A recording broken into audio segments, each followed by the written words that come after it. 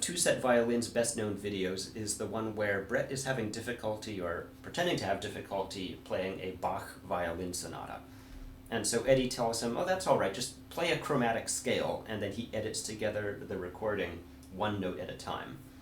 They present it, of course, in a comedic way, but the truth of the matter is there's actually quite a bit of modern music production that basically happens this way. Thanks to the MIDI standard, the MIDI data format, they can now record instruments or groups of instruments one note at a time, and then all you have to do is load it into a sampler and you can play that instrument on a MIDI keyboard.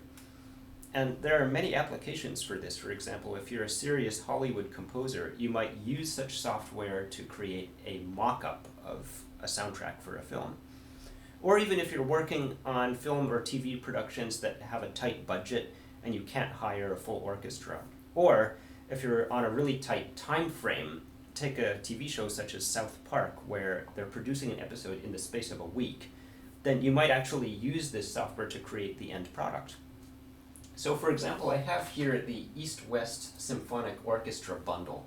This is the software that I used to create the soundtrack for Jeremiah Robs a Bank almost a decade ago. If you didn't see my retrospective video on that, I'll link to it in the video description here. So here I can just load up brass, 6 French horns, long, sustained, bright, and now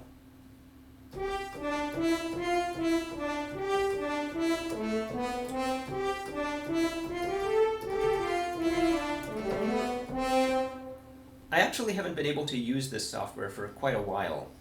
A few years after the production of Jeremiah, my old iMac abruptly melted down, and for various reasons I decided to switch to Linux as my primary personal computing platform.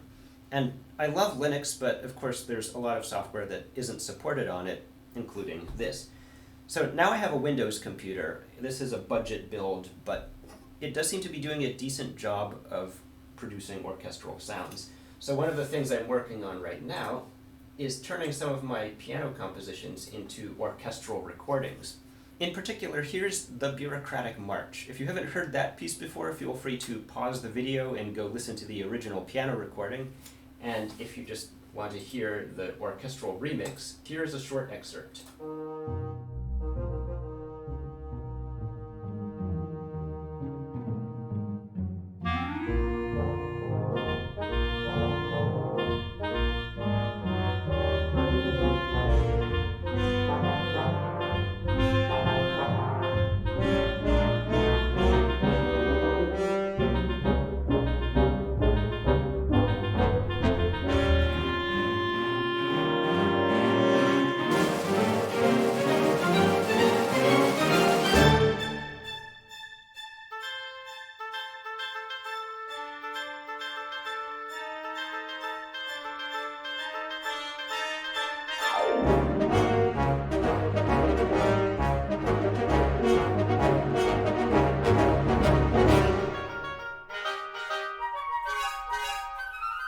By the way, by doing this, I am not trying to put orchestral musicians out of a job.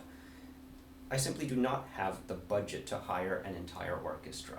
If any of you listeners have the budget to hire an entire orchestra and you want to hear my orchestral music played live, get in touch. But this does raise an interesting question. You know, this recording is obviously not quite the same quality as live performance. There are some oddities, some slight robotic tendencies that are still there. The question is, if you could put together, using purely software, a recording that is indistinguishable from a live performance, is it any less of a work of art? Sure, you've taken out of the equation the aspect of physically playing the instruments, but there's still quite a bit of creativity and craft involved. And that question, of course, makes me think of the Canadian pianist Glenn Gould, who famously quit concertizing at the age of 32 to pursue recording projects. And it was Gould's unequivocal opinion that the advent of recording technology had rendered live performance obsolete, and that recorded music would be the way of the future. Well, Gould was right to the extent that far more music is consumed via recordings these days than through live performance. But there's still quite a bit of enthusiasm for live performance among both artists and audiences. and not even the events of the last couple of years have completely snuffed that enthusiasm out. Another idea that Glenn Gould entertained in one of his essays on the subject was that with the advent of recording, listeners could become much more active participants in the musical experience.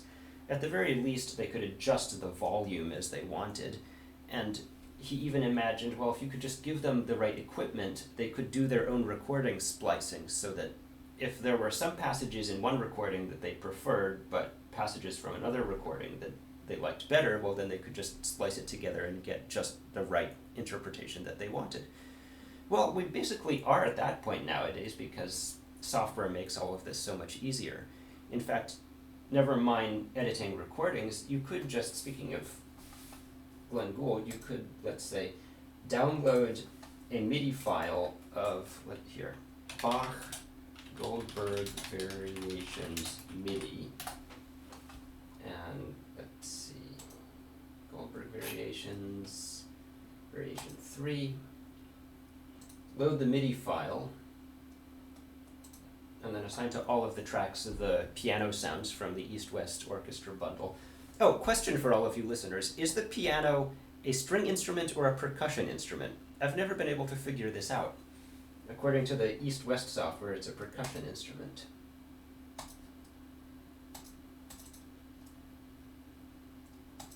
And here is the unaltered MIDI file played back using the East-West piano.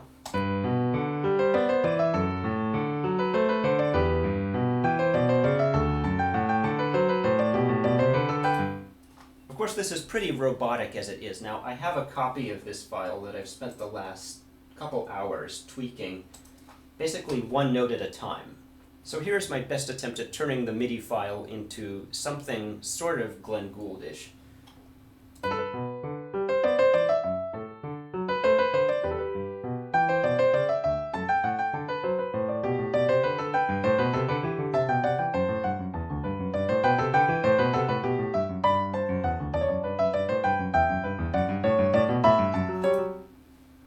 It's a start anyway.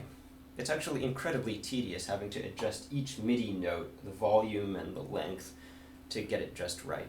And yet, that's basically what the act of playing the piano is. Any pianist is trying to be the computer to get to the point where your physical apparatus can reliably reproduce your intentions down to every single note. And of course, no human is ever going to be as perfect as a computer, but the whole fun of physically playing the piano is seeing just how close you can get. That's it for today. Next video I will be back at the piano, so see you next time. This is Ben, signing off.